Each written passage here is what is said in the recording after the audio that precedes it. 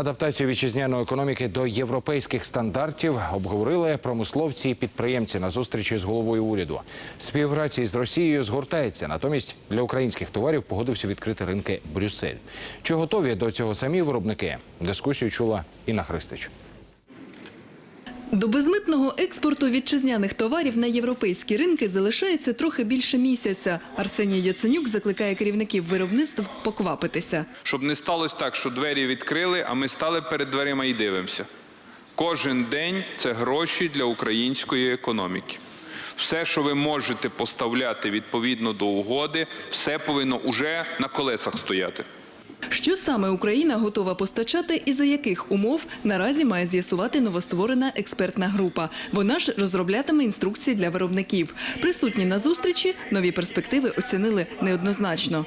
Очень хорошо, что произойдет вот это событие, потому что для нас это дополнительные возможности наращивания объема производства, дополнительные возможности сокращения негативного сальда в торговле товарами и услугами на внешних рынках. У нас оно колоссальных размеров дырка. Сегодняшний разговор о том, что там обнулили таможенные пошлины с Евросоюзом, это игра в поддавки. Попробуйте войти на территорию Евросоюза. Сразу вступает в силу закон о техническом регулировании. Никто продукцию нашу покупать не будет, потому что она не имеет сертификата европейского. Адаптація високотехнологічної продукції до європейських стандартів – процес тривалий. З цим погоджується і президент спілки промисловців і підприємців, який загалом схвалює перспективу вільної торгівлі з ЄС. Запорізьким виробникам авіадвигунів радить поступово змінювати стандарти.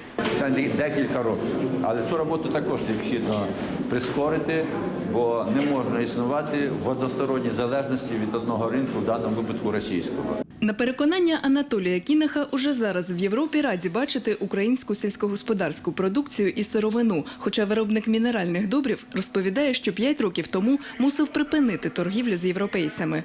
Мы имеем полный РИЧ-стандарт на поставки удобрений в страны Евросоюза. Но мы не конкурентоспособны, потому что у нас высокая цена сырья. Утім, чверть обсягів зовнішньої торгівлі України припадає саме на ЄС. І повноцінне відкриття його ринків навряд чи знизить цей показник. Інна Христич, Леонід Попович. Інформаційна програма «Сабиція».